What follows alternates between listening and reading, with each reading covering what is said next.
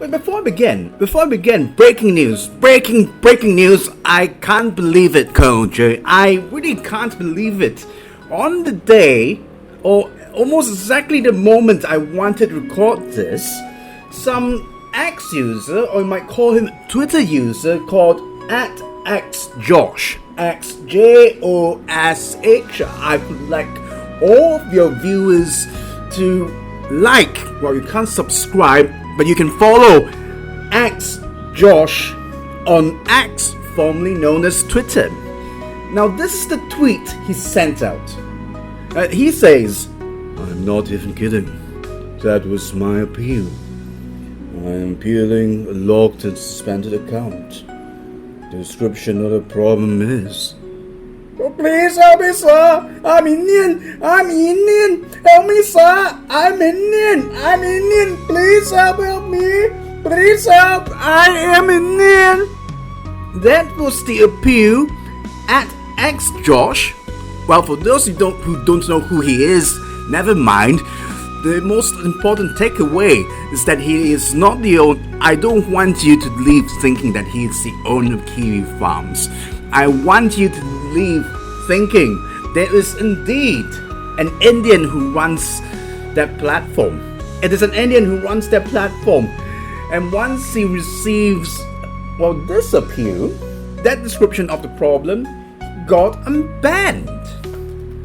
He got unbanned.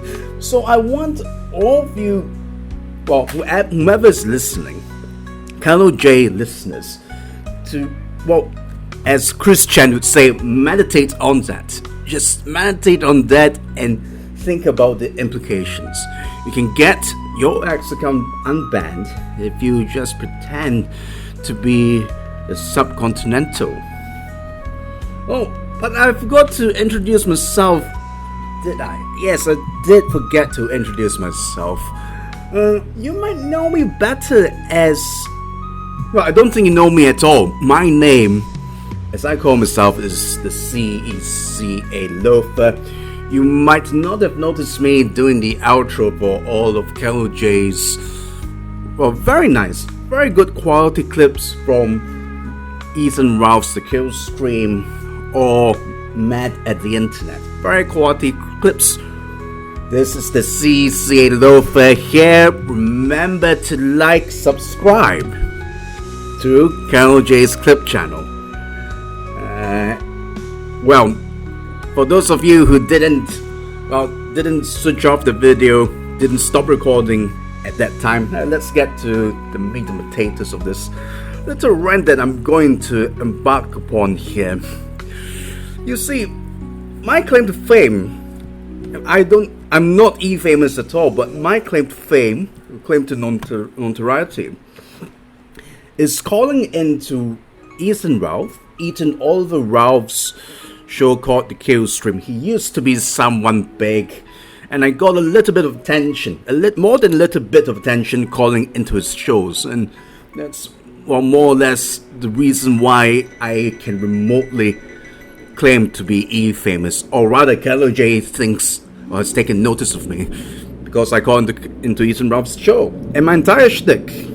In fact, and if you know a little bit of what CECA means, you would know that CECA means Comprehensive Economic Cooperation Agreement. What you might not know is that it is a slur we have for that certain human being they say they make up 1/5 of humanity or 1/6 of humanity, but if you ask me, I am really questioning whether they're humans. It is a slur we employ in our part of the world for the Indian national, someone who calls himself someone who hails from the Republic of India, someone who owes his loyalties to the Republic of India. We call them CECAs, but actually, if you say CECA, people couldn't understand you. Ethan Ralph, of all people, he's a very clever person, isn't he? I hope he dies a very quick death instead of dying slowly as he is right now. But he got the pronunciation right. He, of all people, got the pronunciation right for CECA. The locals look at CECA and call them CECA. So if you come to my part of the world, point to someone who looks remotely Indian and call him CECA, there you have it. It's a slur. It's a slur, a sign of resentment. It's the name of trade agreement, but for some reason, these CECAs, these Indians, they have this uncanny ability to turn very harmless, very innocuous, very unoffensive terms into slurs. So the Nepalis, they call the Indians dhotis.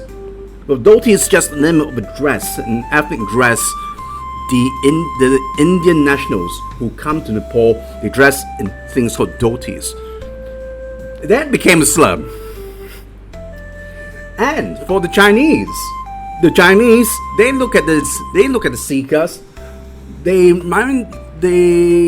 CECAs, they call them Asan. In Shanghainese, it's pronounced closer to Asa. So, when you hear a Chinese call someone Asan, literally means Mr. 3. In Shanghainese, it's pronounced as Asa, Sa is 3 in Shanghainese. We call them Asas or Asa in reference to them being constables.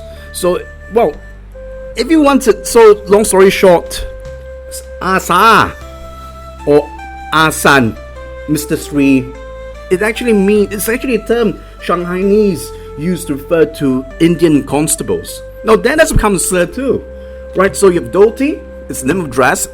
Asa, Mr. 3, it's become a slur as well. It's actually quite a compliment. It's a term they used to refer to Indian constables in the Shanghai concessionaries in the early 20th century. And over in my part of the world, we call them CECAs. It's the name of trade agreement, CECA. Our locals in Eastern Ralph, they pronounce it as CECAs. It's turned into a slur somehow, and it really reflects more on the Indian national rather than the people calling them the name of a dress, name of trade agreement, a term they use to refer to constables. In fact, it's a term of respect, I'll tell you. But once the Indian comes, once you use these to describe the Indian, all these become derogatory. Pajit as well, the name Pajit, it's a name they use, it's a name they use to name their children. Oh, now that's become a slur. And the only reason why these very innocuous terms become slurs is because, as you and I know, the Indian national can be described as pleasant. Right, wherever they go, they get hated. Right? I would say this. I felt as if I was shouting to the ether for many years. Right? A lot of dumb heads, especially from the Killstream audience, they think, oh my, they Indians ain't the strat, Indians ain't like Jews, Indians ain't taking their they just want to take jobs, blue collar jobs from me. And I was at the Killstream. The caller in Ethan Rob's show, the CECA Loather, the CECA Loather. I've been telling them, these Indians, they are the new Jews, they're taking over everything. Did they listen? Of course they didn't. So, last week, during the anniversary of the birth of our Lord and Savior, Chairman Mao Zedong, thank goodness, Elon Musk, his other CECA friends, and then of course there's one called Vivek Ramaswamy. What high class name? Usually Tamils say Ramasamy, but since Vivek is so high class, he calls himself Ramaswamy. And the other one literally called Sri Ram, Jai Sri Ram. The Pajits in CECAs go, Jai Sri Ram, Jai Sri Ram. There's this person literally called Sri Ram, whose head looks like that of a Frankenstein monster. They showed their true colors. They showed their true colors at last, and this is vindication. In addition to those beautiful 6th generation fighters, the great motherland that is the People's Republic of China have produced. Elon his mask finally slipped. Musk's slipped, and he's said, I love those seekers. I want them to take over American jobs. They are in-demand talent, and never mind that they have 76 IQs. Yes, never mind that they are hated wherever they go. For some reason, when you issue H1B visa to import all of these talents from abroad, all that talent always seems to come from that one certain place, isn't it? Right? And China, the great motherland, has a similar population to India. Never really, they call it a security threat. Well, India, CECA land, Pakistan, that country, they actually plotted assassinate Americans on American soil. Yet that's a country that gets 5 or 6 times more H1B visas than the runner-up, which is China. Both of them are similar populations. So apparently all the talent that your country needs comes from the Republic of CECA land, Pakistan, India. Why is that? Why is that, I ask you? It's actually, Colonel J expected me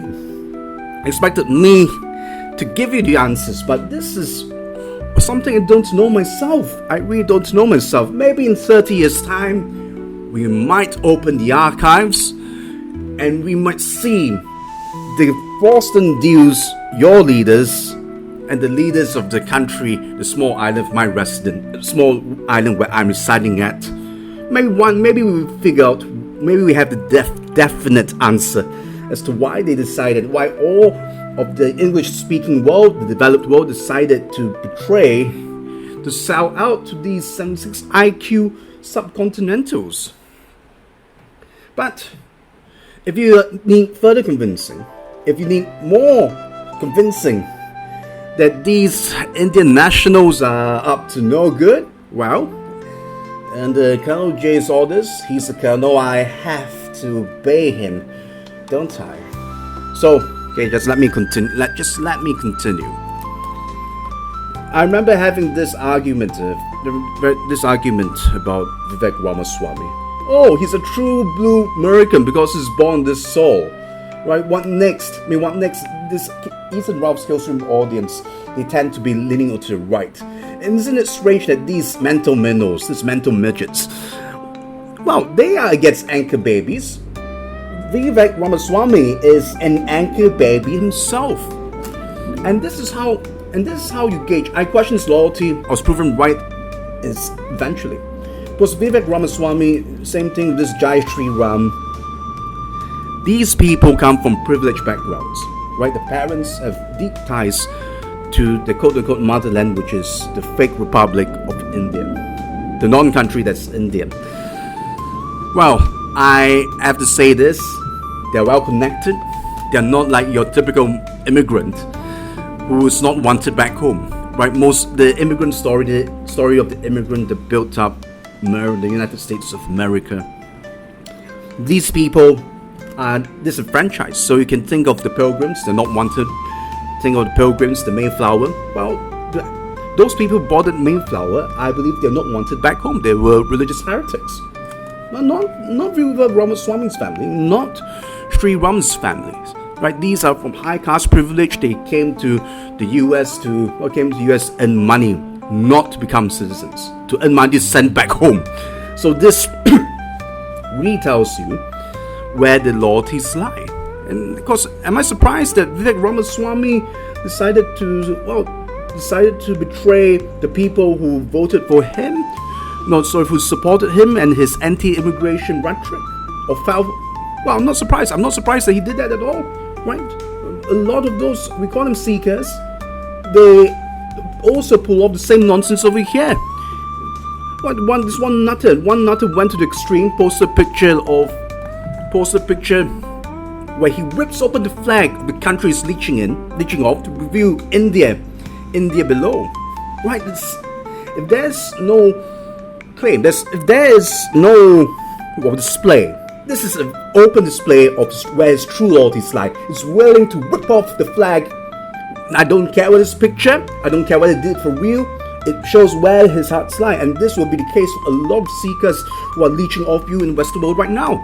So give that give them a gun. Ask if you declare war against India, these will easily be a fifth column, right? They will easily side over the Republic of India. Never mind that's cheating. Never mind that you gave India everything. You let in the big bones are so stupid to give up India without a fight. So they got everything on silver platter. They got everything on silver platter. They got independence, their geographical location, very beautiful place. You've given them because you want to take down the great motherland. You are so crazy to let them take over the corporations, take over finance, take over everything. And yet, India is still a shithole. It's still a shithole despite everything you've given them. So what was I saying? What was I saying? Yes, India. You give them everything. Sorry, as I was saying, you've given Indians everything. Yet it's still the way it is, right? And now you still wish to bleed yourself. Remember, if you allow Bajit, if you allow the CECA to take over your corporations, the chances are they'll take what you give them, throw it back home, and it's still shit anyway. And they're still doing it. They now boast. The biggest amount of remittances.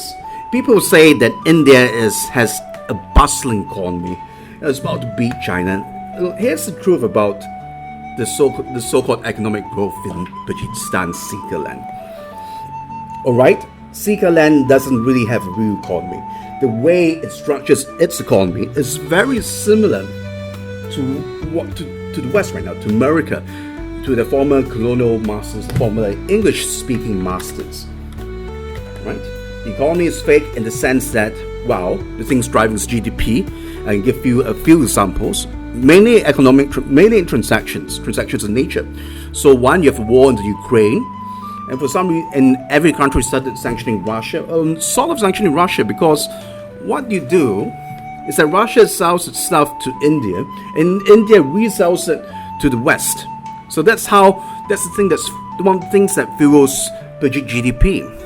The second thing I can think of that fuels Bajit GDP is, them scamming investments. Scamming investments into India because you wanted to overthrow, you wanted as a bulwark to smash against China. You wanted to become the next China. So you were so stupid. You want to sanction China.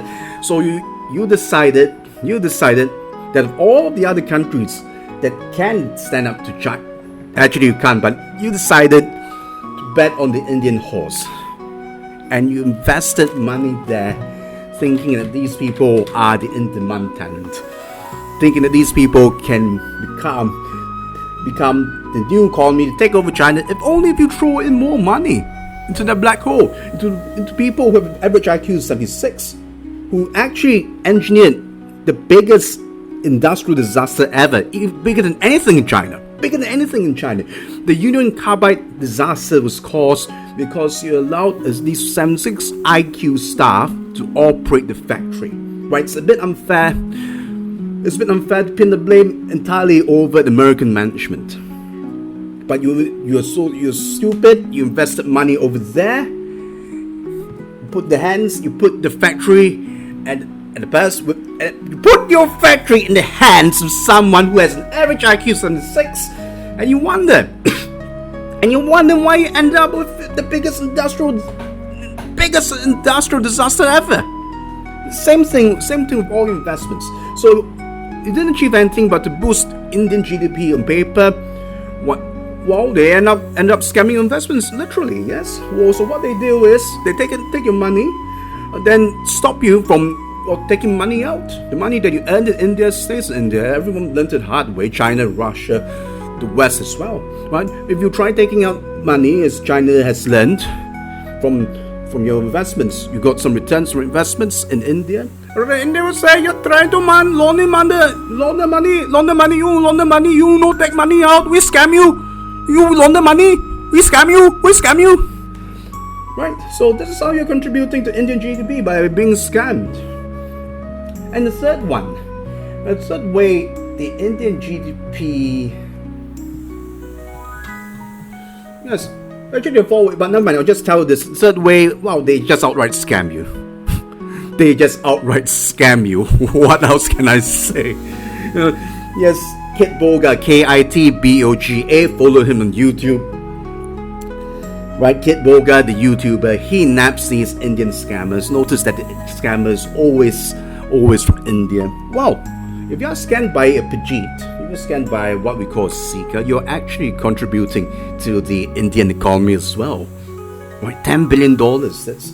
That's a mighty sum scammed every year from one country.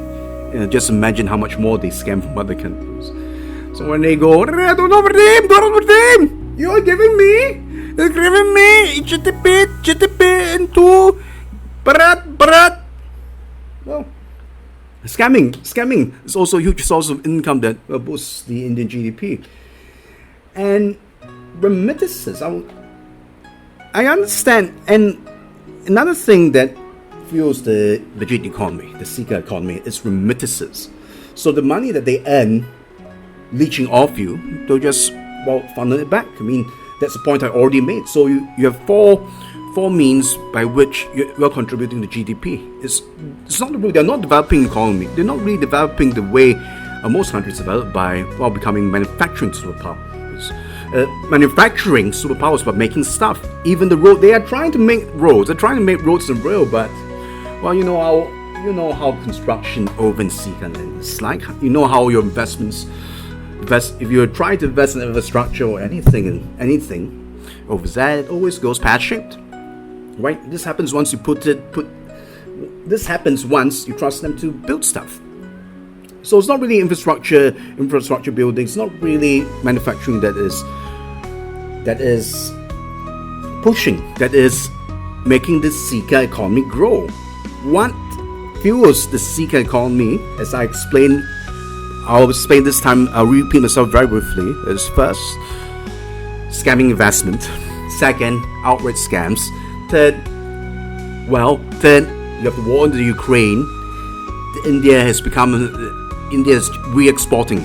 Right, the third one is re-exporting. India is just re-exporting stuff. We're finding raw materials from other places, sending it to other countries, or just outright take stuff from Russia or wherever and throw it to the West. And the last one is remittances.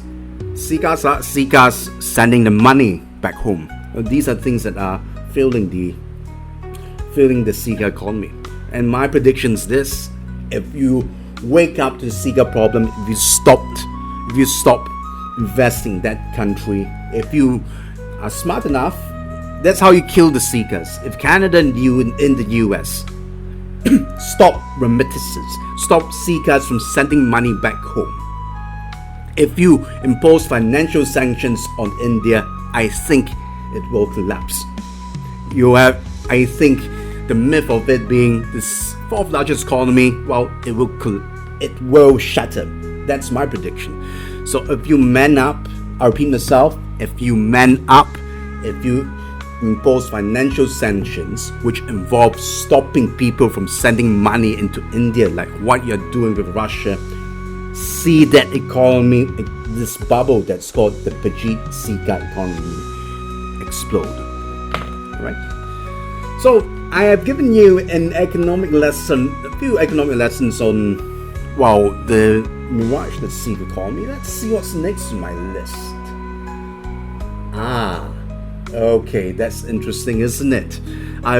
If you follow my X account, if you follow my Twitter, you'll notice me getting into an argument with one of these Pajitas. The Pajita goes, you should, instead of complaining about us molesting your women, instead of complaining of us taking over your country, running your country in your government agency, you should try and compete in the international job market.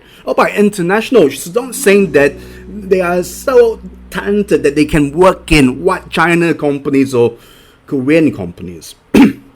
What she is saying is, look, we CECAs, we Pajits are so great. We can dominate, we can take over any corporation in the world, in the globe. But no, it's not really globe, isn't it? they can take over. They are only taking over, only becoming top management, despite their 76 IQs, despite the state of India it is right now, right? Despite China and other countries having a lot of companies on Forbes 500, we are to expect that these people are so talented by virtue of them flooding companies and becoming the CEOs. Right? That's what they're telling me. Well, let's debunk this for a while, shall we? Let's debunk this for a while. Oh, sorry, Colonel J. I hope you can. I hope you can cut this out. But never mind. Let's just debunk this myth about them taking over corporations because they are so talented. Right? For other people, usually, if you want to be top management in a Western company or in any foreign company, what I understand is these bamboo ceilings or glass ceilings are erected. So that's the reason we all know that yellow-skinned people are more talented than the CECAs, than subcontinentals. But the reason why you don't see that many yellow people, be they Chinese, be they Korean, be they Japanese, be they Vietnamese, the reason why you don't see them that often is because, you know, as I do, you're not going to let outsiders, usually, or people of foreign origin take over companies, right? So that's why you put in these glass ceilings, these bamboo ceilings.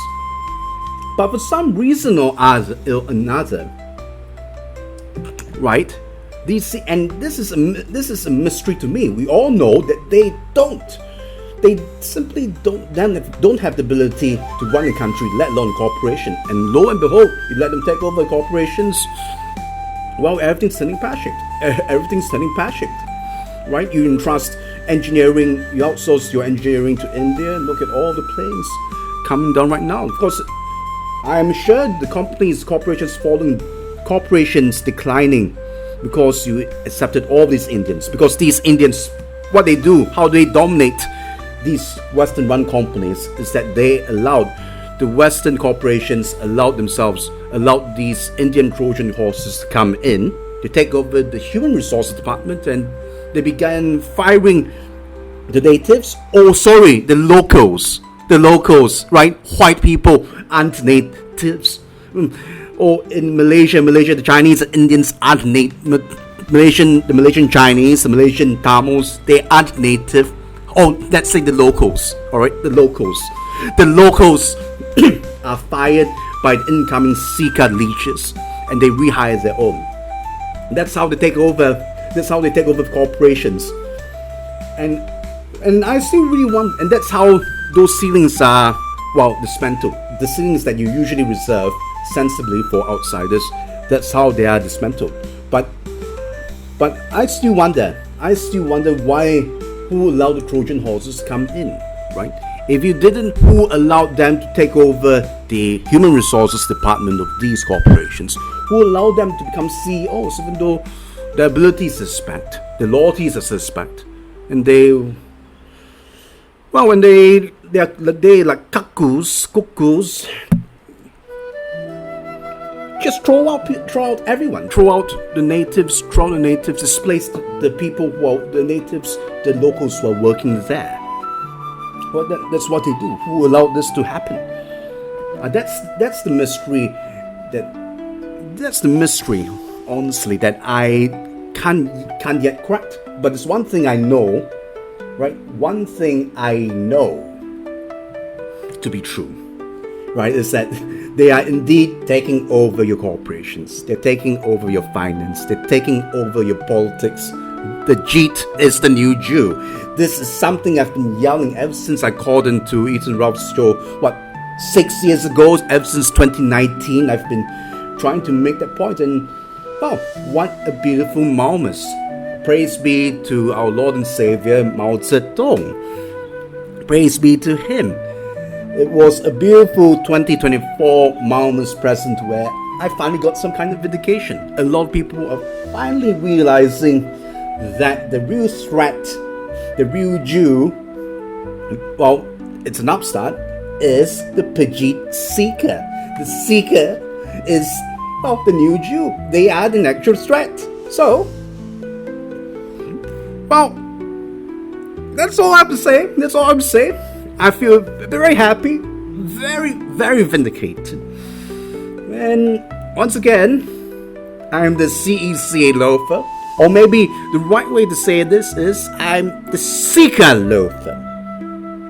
Remember to like and subscribe. Good